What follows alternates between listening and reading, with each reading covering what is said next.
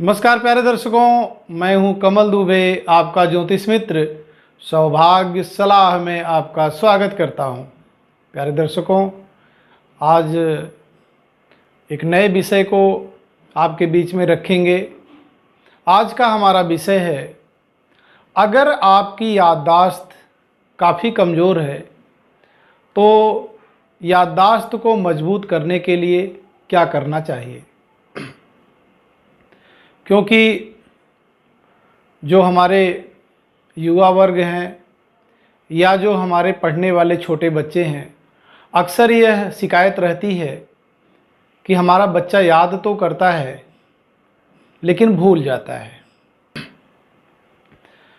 ज्योतिष में इसका क्या उपाय है और ऐसा क्यों होता है, इसके विषय में आज आपको समझाएंगे। अगर आप हमसे नए जुड़े हैं तो कृपया चैनल को सब्सक्राइब कर लें, जिससे महत्वपूर्ण वीडियो आप तक आसानी से पहुंचता रहे। और पुराने लोग वीडियो को मैक्सिमम लोगों तक पहुंचाएं, जिससे उनके साथ साथ औरों का भी भला हो सके। प्यारे दर्शकों, किसी भी लग्न, किसी भी राशि के आप हों, अगर आपके कुंडली में बुध देव की स्थिति कमज़ोर बनती है तो आप की याददाश्त काफ़ी कमज़ोर होगी। किसी विषय को आप बहुत जल्दी भूल जाएंगे, आप में भटकाव हो सकता है, आप में योजनाओं को इम्प्लीमेंट करने की शक्ति कम होगी। इसका कारण बनता है बुध देव की खराब स्थिति। अगर बुध देव पीड़ित हैं, पापक ग्रहों से युक्त हैं, पापक ग्रहों की दृष्टि में हैं, शत्रु राशि में हैं, तो निश्चित तौर पे ऐसी स्थितियां बनती हैं। तो सबसे पहले हमें बुध देव की स्थिति को देखना है। दूसरे नंबर पे स्थिति जो बनती है वो चंद्रदेव से बनती है। वैसे चंद्रमा बुद्धि का कारक नहीं है, मन का कारक है। अगर चंद्रमा पीड़ित है किसी भी जातक की कुंडली में तो उसका मन अशांत रहेगा। मन अशांत रहेगा तो उसमें भटकाव की स्थितियां बनेंगी।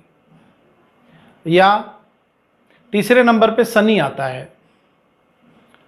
अगर किसी भी जातक की उम्र ज़्यादा है और पहले उसकी याददाश्त अच्छी थी, उम्र के बढ़ने के साथ साथ याददाश्त कमज़ोर अगर होती जा रही है तो निश्चित तौर पे शनि की स्थिति काफ़ी खराब है।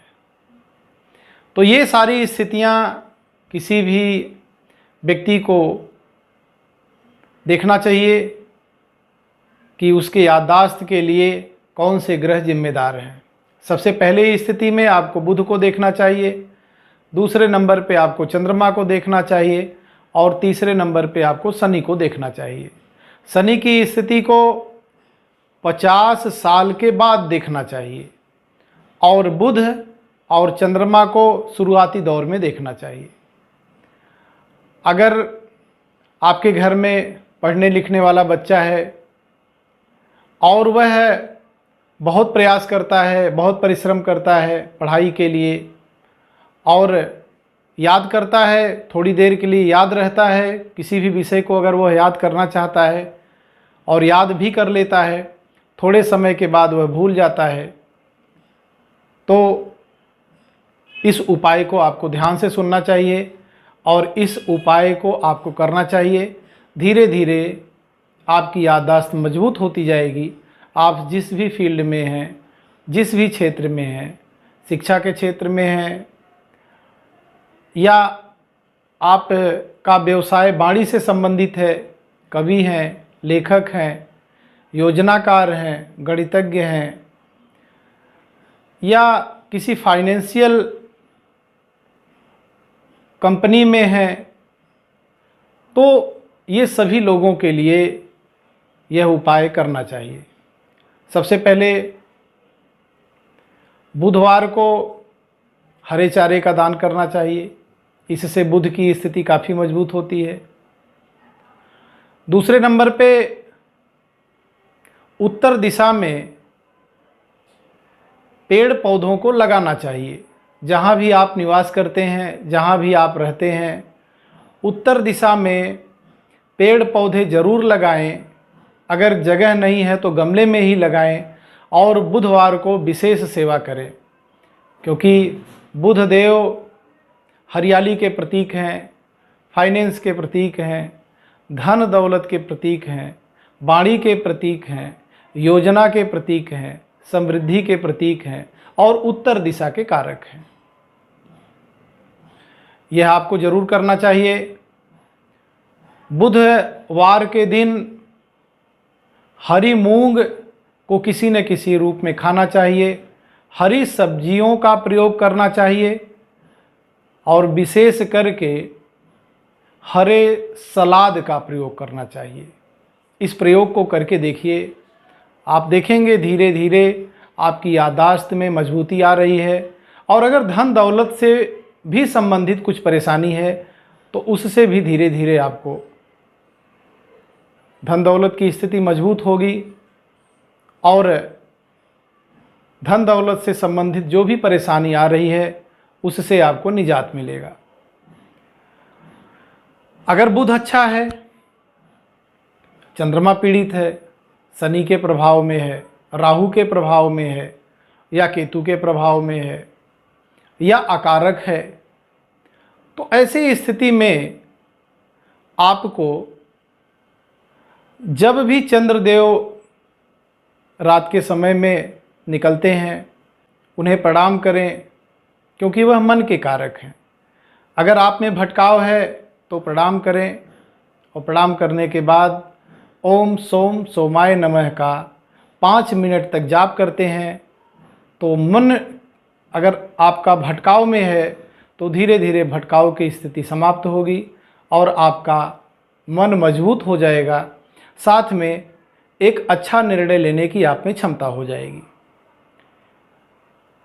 तीसरा उपाय आपको करना है, प्रतिदिन सूर्य देव को अर्घ देना है और अर्घ देते समय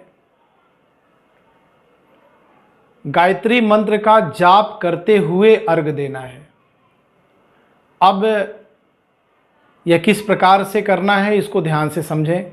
आपकी उम्र 20 साल है तो आपको 20 बार गायत्री मंत्र को पढ़ना चाहिए और साथ में सूर्य देव को अर्घ देना चाहिए। इसके साथ साथ आपको प्रतिदिन चना और बादाम का सेवन करना चाहिए।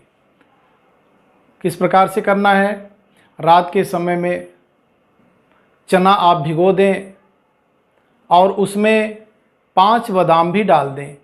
पूरी रात भर वह भीगा रहे, उसके बाद सुबह में उसको अच्छे से धुल के और जब आप अर्घ दे लेते हैं उसके बाद नाश्ता में प्रयोग करेंगे तो धीरे धीरे सूर्यदेव की कृपा और जो भटकाव की स्थिति है या जो आप में याददाश्त की कमी है उससे आपको धीरे धीरे निजात मिलना शुरू हो जाएगा।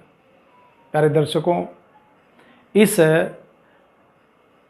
विधि को और इस पूजा पाठ को आजमा के देखिए, निश्चित तौर पे आपको इससे बहुत लाभ होगा।